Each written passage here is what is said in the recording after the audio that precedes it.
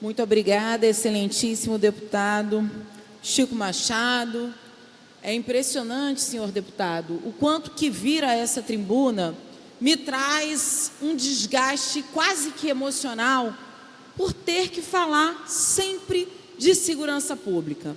Ainda bem que eu fiz um doutorado nessa área e, portanto, olhei e verifico o quanto que a política pública de segurança muitas vezes é nefasta para a nossa sociedade e ignora, senhor presidente, a realidade concreta das pessoas que vivem na favela e na periferia do Rio de Janeiro.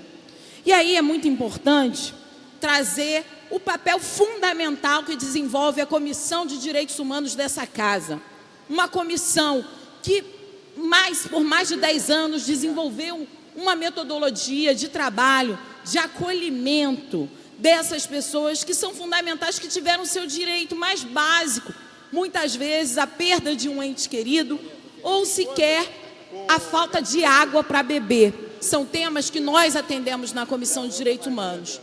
E aí, senhor presidente, importante notar que nesses atendimentos, nesses acolhimentos, hoje eu estive com uma das filhas das vítimas fatais dessa política insana de abate que o governo do Rio de Janeiro coloca e implanta nas favelas e periferias do Estado. E uma dessas pessoas é o Alexandre Duarte, que fez 1 mês que ele foi assassinado no Morro Tabajaras. E até hoje a família não tem resposta sobre o que aconteceu verdadeiramente com o Alexandre Duarte.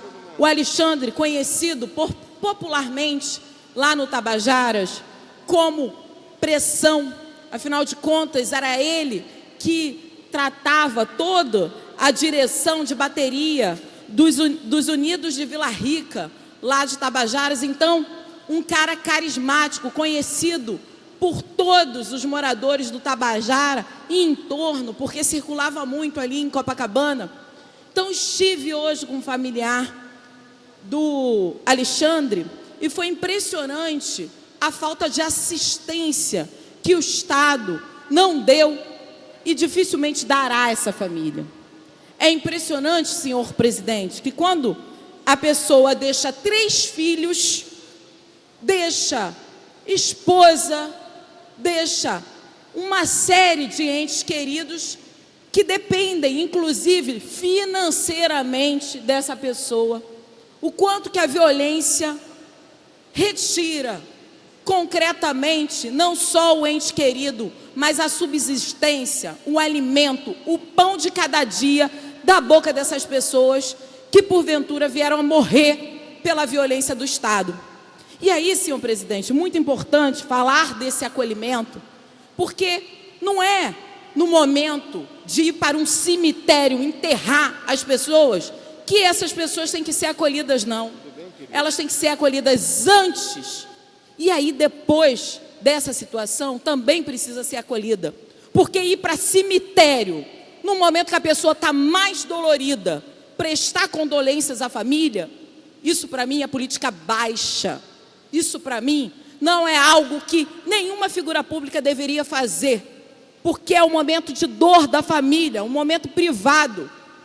Então as figuras públicas que fazem as leis nesse Estado, as figuras públicas que deveriam ter zelado pela vida dessas pessoas, não têm o direito de chegar ao cemitério no momento que aquela pessoa está mais machucada, chorando o seu morto. E tem muita gente que usa caixão para fazer palco, para fazer palanque político. E isso, por diversas vezes a gente já pôde assistir, né? Foi gente que utilizou o palco, um palanque, para quebrar a placa da Marielle Franco, e por isso se reconheceu na política. Isso aconteceu. Então tripudiou no assassinato de uma companheira, tripudiou e se fez conhecer a partir do assassinato de uma pessoa. E aí tem gente que acha graça disso, acha graça porque não tem sensibilidade, porque é incapaz de se afetar com a dor do outro, é incapaz de se afetar com quem sofre, com quem chora, com quem perdeu um ente querido. É muito sério isso, senhor presidente. E aí, eu aproveito para dizer o número de mortes nesse primeiro semestre, tão reconhecido pela base do governo e por esse governo como sucesso. Eu te garanto, senhor presidente, que o número de mortes de janeiro a junho de 2019 chegar a 881 pessoas, isso não é sucesso de política pública de segurança. Pelo contrário, senhor presidente, isso é o fim de uma política pública de segurança que não se apresentou para esse Estado para além do abate e do mirar na cabecinha. É sério, senhor presidente, porque olhar o quanto que essa política do abate vem sendo colocada de maneira desenfreada é absurdo. Então, é absurdo também comparar, e aí repito o que eu falei ontem aqui, é absurdo comparar o que aconteceu ontem na Ponte Rio-Niterói daquilo que acontece cotidianamente na favela e na periferia, que jorra sangue, jorra sangue de jovens negros, e que isso é tido como uma política de sucesso pelo governador e sua base nessa casa. A política de sucesso do sangue, do ódio, do escorrer lágrimas. E aí, senhor presidente, não só falando do nosso papel aqui de fiscalizador da política pública de segurança, como de toda a outra política, que é a nossa obrigação, enquanto parlamentares, de fiscalizar e não de ficar defendendo de maneira até inescrupulosa uma política pública sanguinária. E, senhor presidente, além de denunciar, nós apresentamos aqui as nossas ações concretas para que o Estado, sim, se responsabilize sobre essas mortes. É por isso que apresentei um projeto de lei, conjuntamente com o deputado Valdec Carneiro, que me antecedeu aqui, para criar, senhor presidente, neste Estado do Rio de Janeiro, formas de reparação para vítimas de Estado.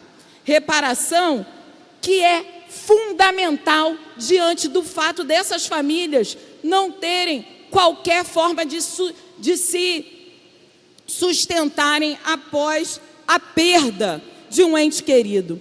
E aí, senhor presidente, ressaltar que é importante papel do Estado, que é reconhecido, inclusive, internacionalmente, que experiências que geram trauma social sistemático engendram ao menos 4 obrigações do Estado. Sejam elas investigação, devido ao processo legal, punição de tais violações. A segunda, revelação e direito à verdade e à memória das vítimas. Reparação adequada. E quarto, senhor presidente, reforma das instituições para a não repetição de tais fatos. Ou seja, a gente apresenta aqui iniciativas concretas para que a gente possa barrar essa sanha sanguinária que muitas vezes agentes do próprio Estado têm na sua função. É muito importante que a gente fale que esse projeto de lei, senhor presidente, ele atende com um programa de auxílio, assistência e proteção dos familiares de vítimas fatais da violência praticada por agentes da segurança pública estadual e aos sobreviventes daqueles atos violentos. Bem como, e é importante que todos ouçam essa parte do projeto de lei apresentado, bem como aos familiares dos agentes de segurança mortos ou feridos no exercício de suas funções. Ou seja, senhor presidente, é um projeto que vai atender as famílias vítimas de ações policiais, mas também a policiais que foram vítimas. Sabe por quê, presidente? Nós não hierarquizamos a dor. Dor é dor. Nenhuma família, nenhuma mãe, nenhum filho, nenhuma esposa merecem chorar em cima do corpo do seu ente querido. É por isso que esse projeto de lei, senhor presidente, é fundamental para que o Estado possa fazer a reparação necessária. E aí, senhor presidente, para finalizar, dizer que eu, enquanto presidenta da Comissão dos Direitos Humanos, uma deputada que firmou pacto com a humanidade, para que a humanidade não se desumanize, deixo aqui novamente o nosso repúdio a todos aqueles que se vangloriaram da morte de uma pessoa. Uma morte não se comemora, isso é uma tragédia. Uma morte lamenta-se, porque tem família chorando. E é por isso, senhor presidente, que a gente se solidariza com todos e com todas, com aquelas pessoas dentro daquele ônibus.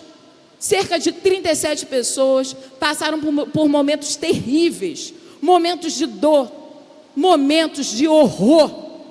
Que essas pessoas, senhor presidente, possam ser acolhidas pelo Estado, assim como os familiares do sequestrador do ônibus, porque nós não comemoramos morte alguma. Nós temos responsabilidade, e estar em cargo público requer um mínimo de empatia por aqueles que sofrem, por aqueles que sentem dor. Portanto, senhor presidente, muito obrigada, e encerro aqui minha fala dizendo: não comemorarei e não admito que comemorem a morte de quem quer que seja. Muito obrigada, senhor presidente.